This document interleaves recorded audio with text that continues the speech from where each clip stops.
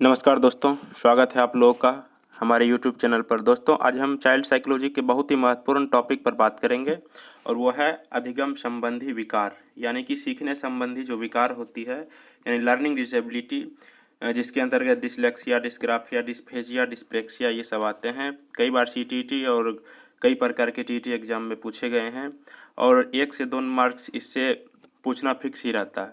तो आपको एग्ज़ाम में कन्फ्यूजन नहीं हो, इसलिए हम विभिन्न प्रकार के जो अधिगम संबंधी विकार हैं आज उसकी बात करेंगे। तो वीडियो को आगे बढ़ाने से पहले आपसे रिक्वेस्ट है कि चैनल को सब्सक्राइब कर दें। चलिए शुरू करते हैं। Learning disability. लर्निंग डिसेबिलिटी, जिसको शॉर्ट में LD भी कहा जाता है। यहाँ LD का मतलब हुआ लर्निंग डिसेबल्ड।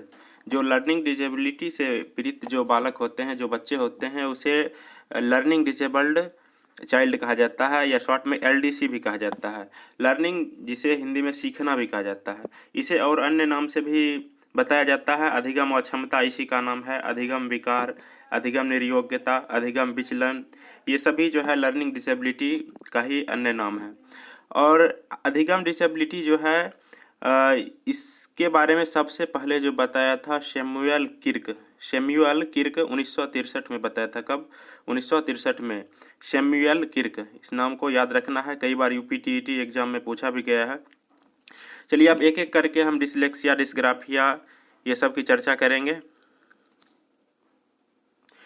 चलिए, हमारा सबसे पहला अधिगम संबंधी जो विकार है, सीखने की निर्योग्यता है, उसका नाम है डिसलेक्सिया।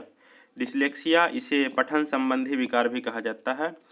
डिसलेक्सिया एक ऐसा विकार है जिसमें बच्चा या व्यक्ति किसी लेखन को कुछ भी लिखा हुआ चीज़ है, किताब है, उसको पढ़ने में असमर्थ होता है। वह स्पष्ट रूप से लयबद्ध एवं धारा प्रवाह नहीं पढ़ सकता है, यानी कि उसे लयबद्ध पढ़ने में, धारा प्रवाह पढ़ने में उसे कठिनाई होती है। इसके साथ ही वह वर्णमाला को ठीक क्रम में वह बोल नहीं पाता है। जैसे मान लीजिए लिखा हुआ है कहीं 13 लिखा हुआ है तो 13 को वह 31 पढ़ देगा, या फिर अगर लिखा हुआ है मान लीजिए DOG डॉग लिखा हुआ है तो उसे वह GOD गॉड लिख देगा। इस तरह की जो है ये गलतियां करते हैं जो डिसलेक्सिया से पीड़ित बच्चे होते हैं, यानी कि इनमें जो है लयबद्धता की कमी होती है और धारा प्रवाह की कमी होती है, और इनमें जो होता है कॉन्फिडेंस जो है धीरे धीरे यह घटते जाता है। डिसलेक्सिया को अगर उचित निर्देशन दिया जाए तो इसे ठीक किया जा सकता है, लेकिन इसका पूर्णतः उपचार असंभव है। चलिए आगे बात करते हैं। अगला जो अधिगम संबंधी विकार है वह है डिस्ग्राफिया। डिस्ग्राफिया यानी लेखन संबंधी विकार। डिस्ग्राफिया, इसको नाम से समझिए। डिस्ग्राफिया, ग्राफिया यानी कि ग्राफ जो है हम जब भी खींचते हैं तो लिखकर ही खींचा जाता है। तो डिस्ग्राफिया से याद रखना है लेखन संबंधी विकार। तो डिस्ग्राफिया एक ऐसा विकार है जिसमें बच्चा या व्यक्ति कोई भी लेख को स्पष्ट रूप से नहीं लिख पाता है, जिसमें शब्द, वाक्य या कोई पैराग्राफ हो सकता है, यानी कि कुछ भी वर्णमाला लिखना है या कोई वर्ड लिखना है, पैराग्राफ लिखना है, सेंटेंस लिखना है, तो उसे लिखने में वह ऊपर नीचे कर देता है। जैसे मान लीजिए कि SAW 100 लिखा हुआ है तो 100 को वह वाज लिख सकता है। 100 लिखा हुआ है तो 100 को वह वाज लिख देगा। 13 है तो 13 को वह 31 लिख सकता है। जैसे बच्चे को आपने देखा होगा हर्षई इस तरह से लिखना है तो उसे बच्चे इस तरह से लिख देते हैं। तो इस तरह की निर्योग्यता इसमें होती है डिस्ग्राफिया के अंतर्गत। इसमें बच्चे जो सीधी पंक्ति में लिखते हैं, सीधी पंक्ति में लिखते लिखते इनका जो होता है राइटिंग वो नीचे उतर जाता है, कभी ऊपर चढ़ जाता है, कभी तिरछा लिख देते हैं, यानी कि ठीक ढंग से स्पष्ट रूप से ये लिख नहीं पाते हैं। इनका जो लिखावट होता है वो विकृत होता है और लिखने की कोशिश करने के बावजूद भी ये नहीं लिख पाते हैं, क्योंकि इनके हाथ और मस्तिष्क के बीच जो कोऑर्डिनेशन होना चाहिए वो नहीं हो पाता है।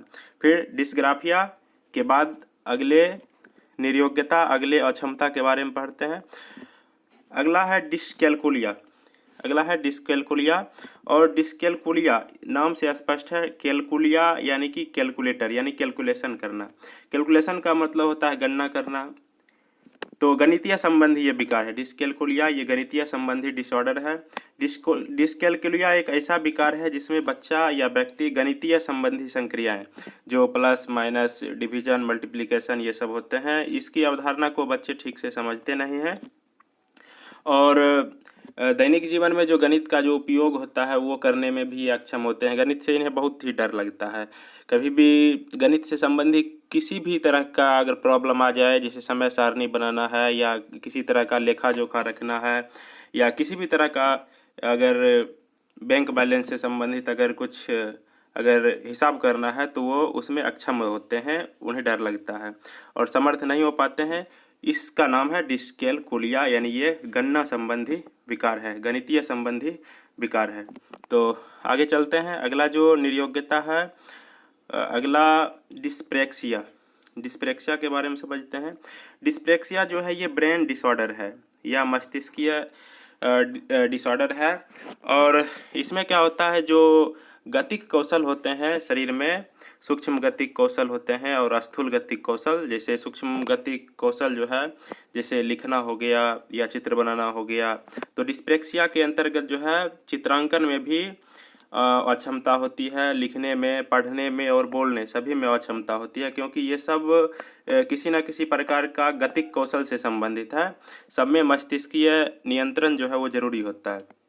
तो डिस्प्रेक्सिया पढ़ना, लिखना और बोलने संबंधी विकार है। डिस्प्रेक्सिया एक ऐसा विचार है जिसमें बालक या व्यक्ति किसी भी लेख को पढ़ने में, लिखने में, बोलने में ये सब में असमर्थ होता है, क्योंकि उसे जो होता है उसका नर्व सिस्टम जो होता है वो कंट्रोल नहीं कर पाता है इसके हाथ को, इसके मुंह को और इसके लिरिक्स को। फिर आगे बढ़ते हैं। अगला जो डिसेबिलिटी है वो है डिस्मॉर्फिया।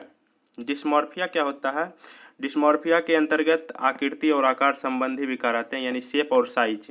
यानी कि शेप और साइज में वो कंपैरिजन नहीं कर पाते हैं कि कौन सा छोटा है, कौन सा बड़ा है, कौन सा मोटा है, पतला है, नज़दीक है, दूर है, इसमें ये अंतर नहीं कर पाते हैं। इस विकार में बच्चा या व्यक्ति को किसी भी वस्तु के आकृति, आकार, उसके साइज संबंधी जानकारी या अनुमान जो है वो सटीक तरीके से नहीं लगा सकते हैं, जिसे डिस्मॉर्फिया के नाम से जानते हैं।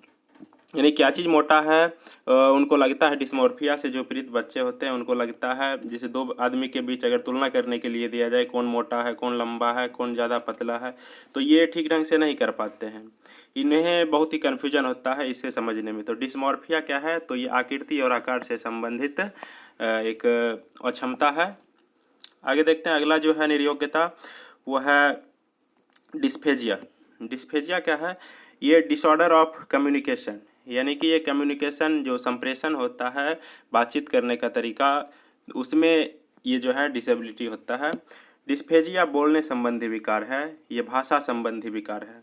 वाचिक निर्योग्यता भी इसे कहते हैं। डिस्फेजिया एक ऐसा विकार है जिसमें बालक या व्यक्ति बोलने संबंधी समस्या होती है, यानी बोलने में जो है उनका जो लिरिक्स और जो नर्व सिस्टम होता है उसके बीच जो है समन्वय नहीं हो पाता है, जिसके कारण इनके बोलने में जो है कन्फ्यूजन होता है कि क्या बोला जाए। बोलने में बहुत ज़्यादा हेजिटेशन होता है, संकोच होता है। इसमें वह गूंगा तो नहीं होता है, गूंगा नहीं होता है, उसका जो भी है स्वर तंत्र सब कुछ ठीक चलता है, लेकिन फिर भी कोई बात को कहने में उसके मुख से निकला हुआ शब्द जो है वो स्पष्ट नहीं होता, वो स्पष्ट नहीं बोल पाते हैं। यानी कि किसी भी चीज़ को बोलना है तो वो दूसरों के सामने जो कम्युनिकेट करना है तो उसे ठीक ढंग से वो कम्युनिकेट नहीं कर पाते हैं। यह डिस्फेजिया ये एक वाचिक निर्योग्यता है, वाचिक अक्षमता है। अगला निर्योग्यता जो है वो डिस्थीमिया। डिस्थीमिया ये जो है तनावग्रस्त अवस्था है, ये हाईली डिप्रेशन का स्टेट है। तो डिस्थीमिया जो है वह विकार है जिसमें बच्चा या बालक की बुद्धि तनाव की स्थिति में होता है, बहुत ज़्यादा ये टेंशन में होते हैं, डिप्रेशन में होते हैं और पूरी तरह से धीरे धीरे तनावग्रस्त हो जाते हैं। अधिक सोचना और मस्तिष्क पर अधिक बल लगाना इस स्थिति में तनावग्रस्त का असर बना हुआ रहता है, जिसके चलते जो है डिस्थीमिया जैसा जो है विकार हो जाता है। यानी ये जानना है ये हाइपरटेंशन की एक बीमारी है जिसमें जो है बच्चे बहुत ज़्यादा तनाव में रहते हैं, किसी के साथ भी जो है बातचीत करने का जो तरीका होता है वो बहुत ही बदला हुआ रहता है। यानी कि बातचीत जो है ये ठीक ढंग से नहीं कर पाते, हमेशा ये टेंशन में बात करते हैं, गुस्से में रहते हैं, यही जो विकार है इसका नाम है डिस्थेमिया। चलिए आगे बढ़ते हैं। अगला जो है अधिगम संबंधी विकार है वो है एमनेसिया। एमनेसिया ये भी तर्क करने से संबंधित है, तर्क नहीं कर पाना और स्मरण शक्ति का कमज़ोर होना। स्मरण शक्ति जब कमज़ोर है तो फिर वहाँ पर तर्क तो होगा ही नहीं। तो टोटल लॉस ऑफ मेमोरी, ये एमनेसिया क्या होता है? ये भूलने की बीमारी, जिसे अब साधारणतः भूलने की बीमारी कहते हैं, वही है एमनेसिया।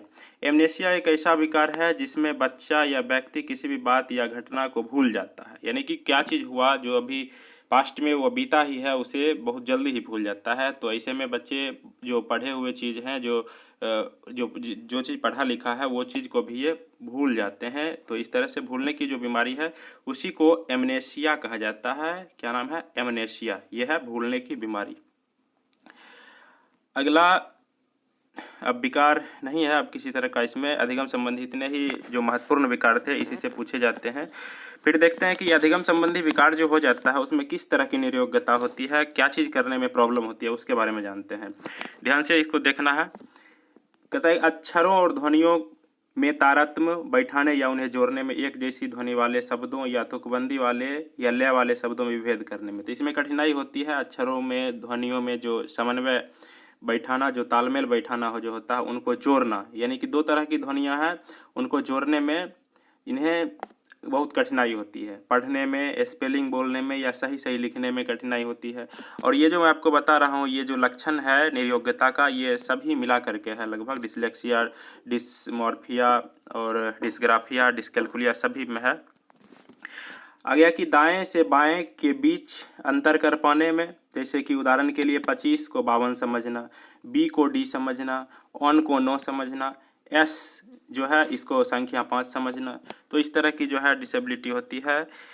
और आगे वर्णमाला के अक्षर को पहचानने में दिक्कत होती है। गणित के सवाल हल करने के लिए सही और उपयुक्त गणितीय चिन्ह लगाने में। तो इस तरह की मतलब कहाँ पर जोड़ा जाए, घटाया जाए, इस तरह से इसमें कन्फ्यूजन हो जाता है अगर इसमें किसी तरह का जो है लर्निंग डिसेबिलिटी होती है। तो संख्या और तथ्य को याद करने में, नया चीज़ को सीखने में, और उम्र के बारे में जो होती है ये भी गणना ठीक से नहीं कर पाते हैं। कविता याद रखने में, समय की अवधारणा को समझने में, तो ये सब में बहुत ही दिक्कत होती है। अब देखिए आगे कि हाथ और आँख के तालमेल में, हाथ और आँख का तालमेल नहीं हो पाता है जिसके कारण जो है ये ठीक से लिख नहीं पाते हैं और ठीक से पढ़ नहीं पाते हैं। दूरी और गति को समझने के भी असमर्थता होती है जिससे दुर्घटना की आशंका बनी रहती है।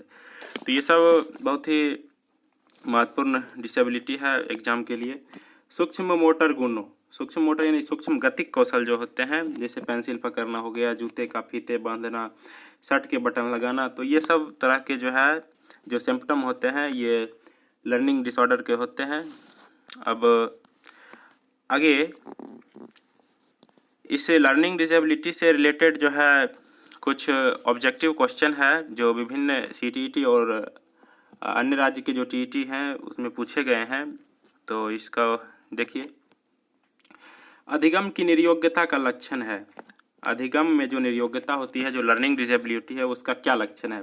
भागने की प्रवृत्ति होना, अशांत ऊर्जावान विध्वंसक होना, तीसरा है अवधान में बाधा, चौथा है अभिप्रेरणा का भाव। तो इसका क्या आंसर हो जाएगा?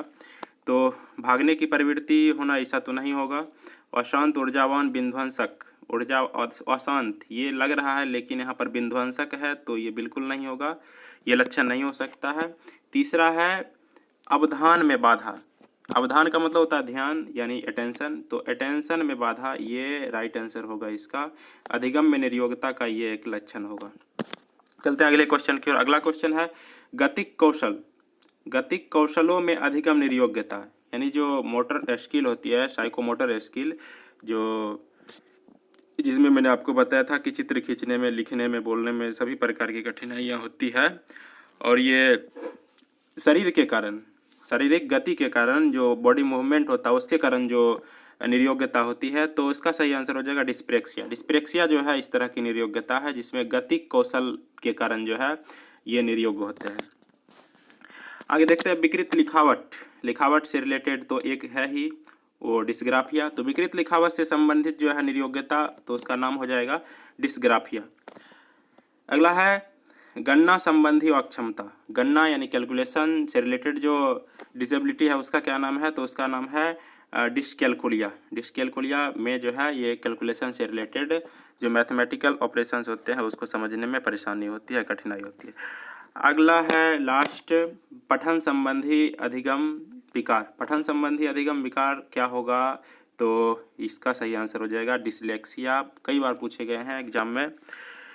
तो इस तरह से ये प्रीवियस ईयर का कुछ क्वेश्चन था जो समाप्त हुआ। वीडियो को अंत तक देखने के लिए बहुत बहुत धन्यवाद। अच्छा लगे तो लाइक कीजिएगा, चैनल सब्सक्राइब करें, अगर नए हैं तो वीडियो को अधिक से अधिक शेयर करें। धन्यवाद।